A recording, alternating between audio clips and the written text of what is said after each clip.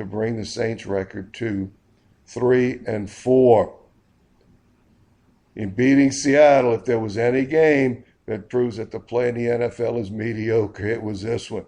That was two teams that, except for the fact that we want to see the Saints do well, that was a game of a lot of mediocre play. Seattle was dead on their feet after that overtime tie the week before, playing 96 plays, I believe, they had offensively in that game against the Arizona Cardinals, tying 6-6.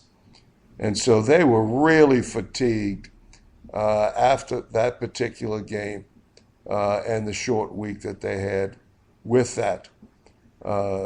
Plus, they were shorthanded defensively with strong safety, Cam Chancellor being out, and premier defensive lineman Michael Bennett out as well. So the Saints really caught them at the right time and took advantage of it.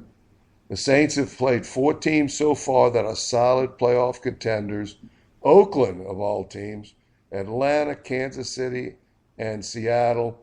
And certainly, except for Atlanta, New Orleans has gone toe-to-toe with all the rest of them. I mean, you're looking at Oakland now being considered one of the top teams in the AFC.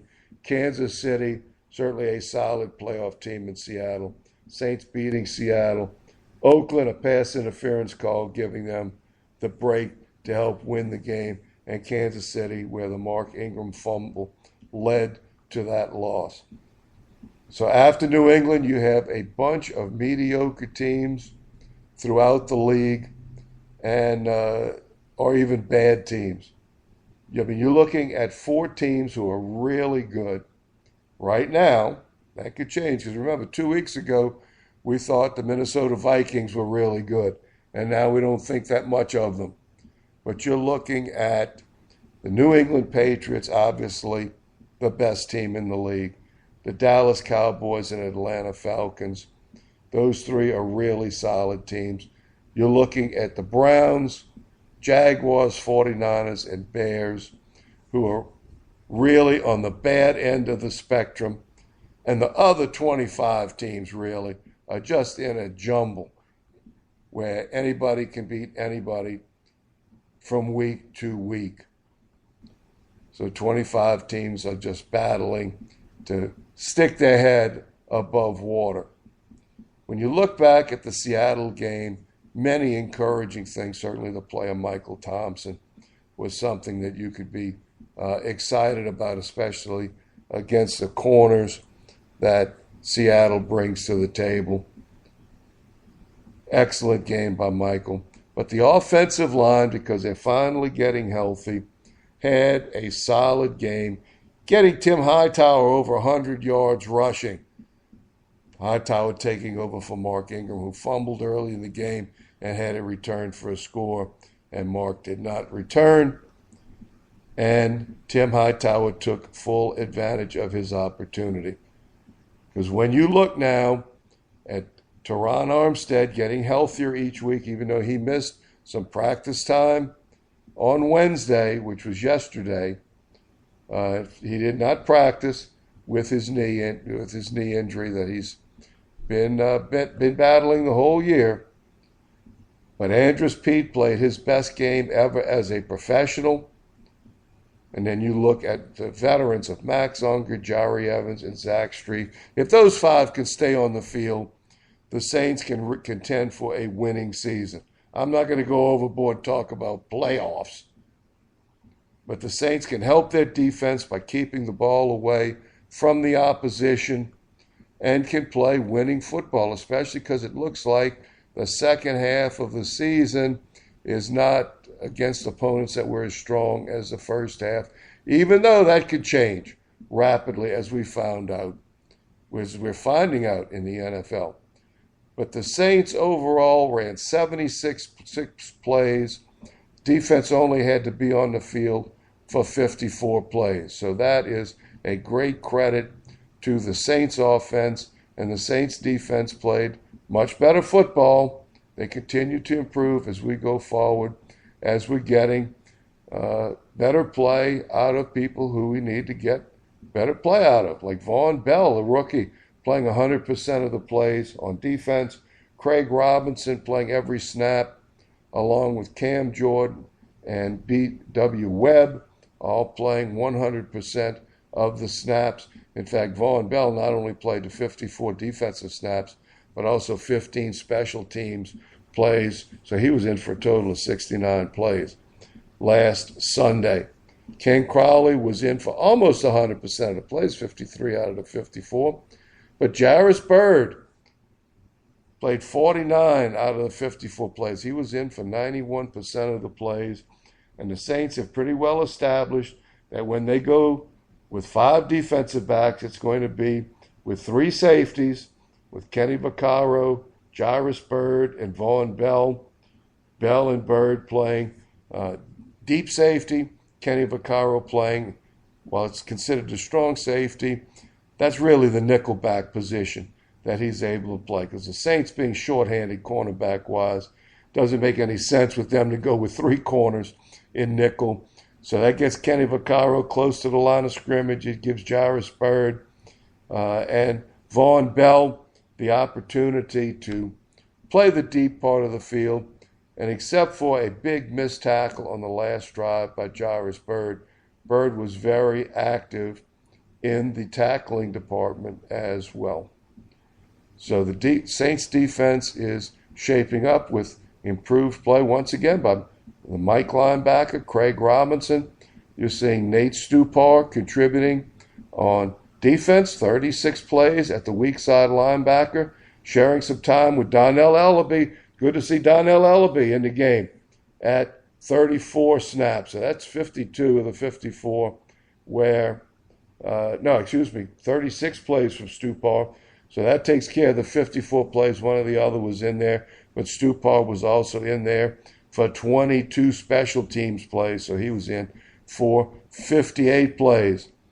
Stephon Anthony was inactive. He's been hurt. In fact, he did not practice Wednesday or was limited really because of a hamstring injury. Looking back quickly at the Wednesday practice, still waiting on a Thursday injury report, but Teron Armstead with a knee, Donnell Ellaby with a quad, James Laurinaitis with a quad, Kenny Vaccaro with a knee, did not practice, even though right now it appears that all should be ready to go by the end of the week. Limited practice, Stephon Anthony with a hamstring, Delvin Breaux with a fibula. He may be back for week 9. After week 9, and we're looking at Jake Lampman with a knee, limited practice, Sterling Moore with an abdomen injury, cornerback, and Max Unger with a shoulder. All of them had limited time. The encouraging part is that Sheldon Rankins is practicing and is expected to play. He can come off the injury list this week because this is week 9, so he can come off of that. And we are certainly excited to have a chance to see Sheldon Rankins play. And if we can keep Ellaby healthy, if we can keep the thin defensive personnel healthy, they're going to contend once again for a winning season. Of course, getting Delvin Breaux back, the McDonough 35 graduate, is of course very, very important for the Saints.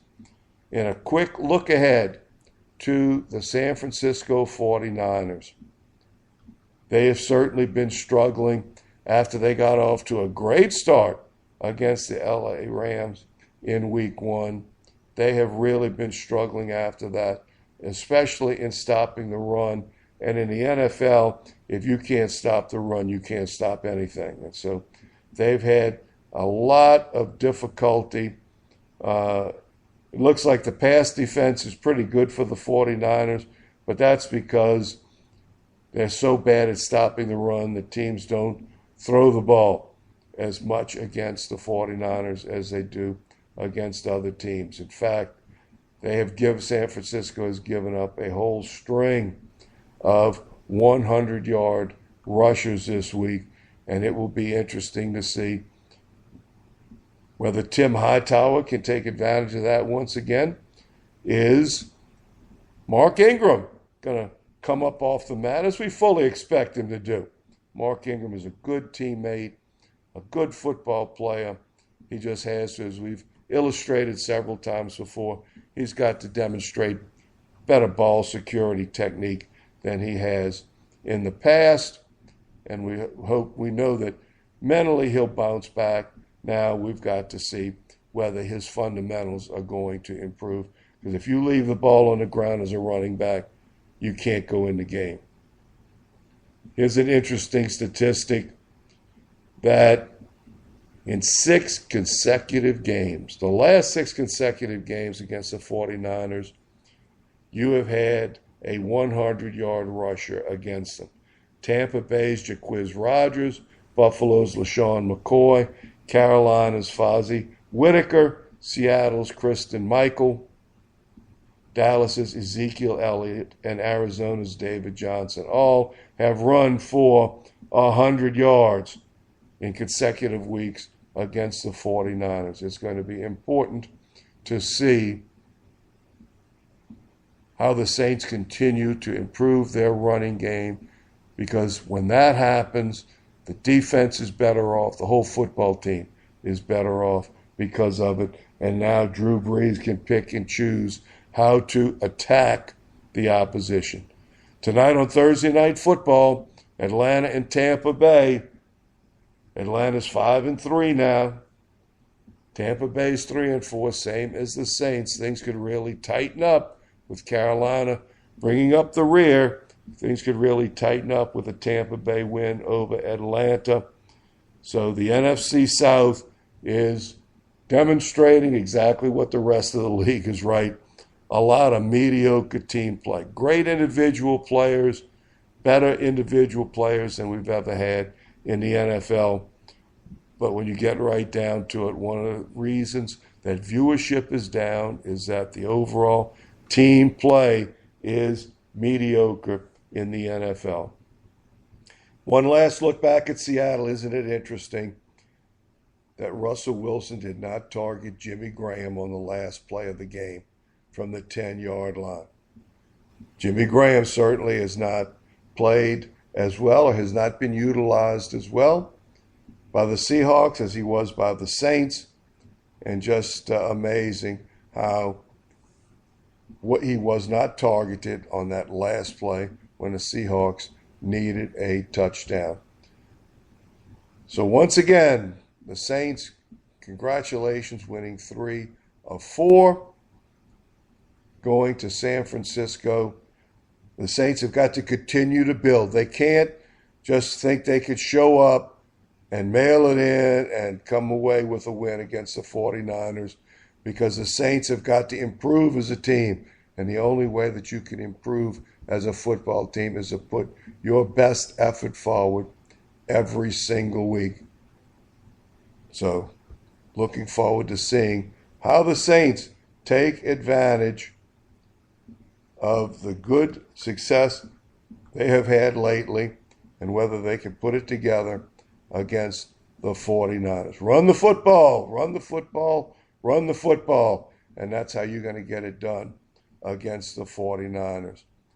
When you're looking at LSU this week, in this week's game of the century, as I like to say, what an important football game this is for both teams, but especially for LSU. Can the rejuvenation of the enthusiasm with LSU pay off against the Crimson Tide? There are many people, especially in Alabama, who are comparing this Alabama team with the best teams they've ever had in Alabama history.